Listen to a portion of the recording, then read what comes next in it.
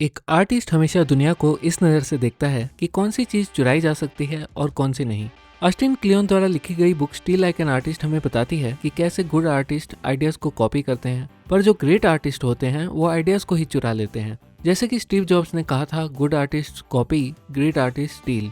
Author कहते हैं कि ओरिजिनल आर्ट कुछ भी नहीं होता है, बल्कि सारे आर्टिस्ट दूसरों से आइडियाज को चुराते हैं। 9 टाइम्स आउट ऑफ 10 वो आइडिया आर्टिस्ट ने कहीं से चुराया होता है। यहाँ चुराने से मतलब दूसरों के काम को अपना बताने की बात नहीं हो रही है, वो तो प्लेजरिज्म है, जो कि गलत चीज है। जब आप एक आर्टिस्ट को कॉपी करते हो तो वो प्लेजरिज्म कहलाता है, लेकिन जब आप काफी सारे आर्टिस्ट को कॉपी करते हो तो सबको आपका आइडिया एकदम ओरिजिनल लगने लगता है, क्योंकि तब सिर्फ आपको ही पता होता है कि कौन सा आइडिया आपने कहाँ से चुराया है।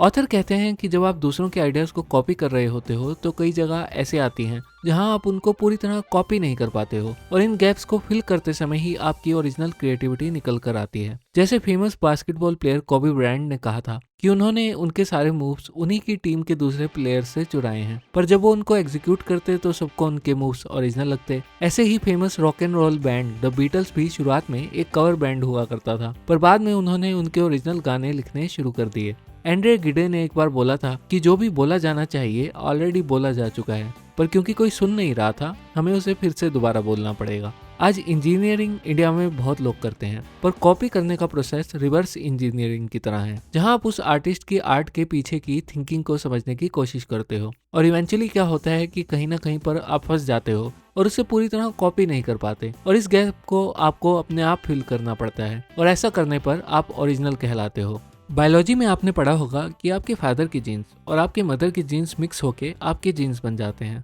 और आप अपने पेरेंट्स से काफ़ी तरीके से सिमिलर होते हैं, और कई तरीके से आप अपने पेरेंट्स से एकदम अलग और यूनिक भी होते हैं। वैसे ही आपके आसपास जितने भी लोग हैं, आप जिस तरह की म्यूजिक सुनते हैं, जो बुक्स पढ़ते हैं, ये सब मिलके आपको आपके आइडियाज देते हैं। ऐसे ही कोई भी आइडिया नया नहीं होता है, पर उससे पहले आए हुए आइडियाज का रिमिक्स वर्जन होता है। अब मैं इस बुक के मेन आइडियाज को 5 मेन पॉइंट्स में कवर करूंगा। तो पहला है point number 1, start by imitating your heroes and finish by emulating them. Author कहते हैं कि आर्टिस्ट बहुत केयरफुली सिलेक्ट करते हैं कि वो आर्ट को कहां से चुराएं। जैसे फेमस कॉमेडियन कोनन ओब्रायन एक और फेमस कॉमेडियन डेविड लेटरमैन की तरह बनना चाहते थे, तो उन्होंने लेटरमैन को कॉपी करना शुरू कर दिया, पर क्योंकि वो उन्हें एग्जैक्टली कॉपी नहीं कर पाए तो वो अपने हीरो से काफी अलग ही फेमस कॉमेडियन बन गए।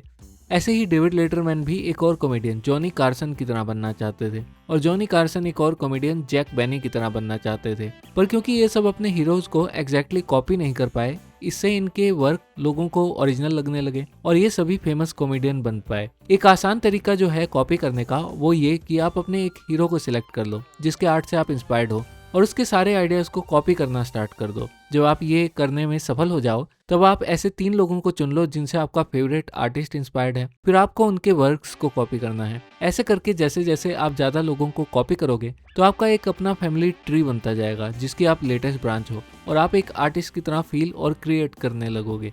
Point number 2, write the book you want to read.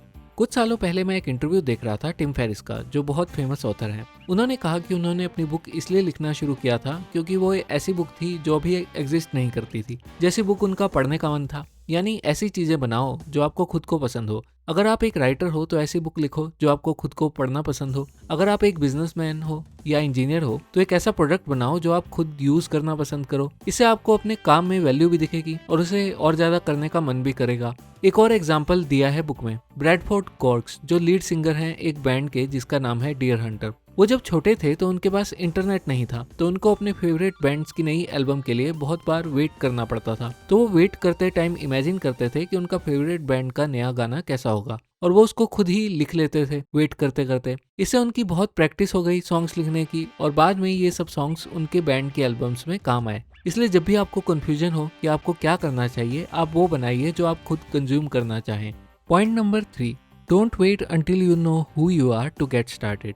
Creative process start होता है कॉपी करने से। जी हाँ, आपने सही सुना, कॉपी करने से। तो अगर आप कोई भी क्रिएटिव काम स्टार्ट करना चाहते हैं तो आपको वेट नहीं करना चाहिए कि जब आपकी स्किल्स एकदम परफेक्ट हो जाएंगी तब आप स्टार्ट करेंगे।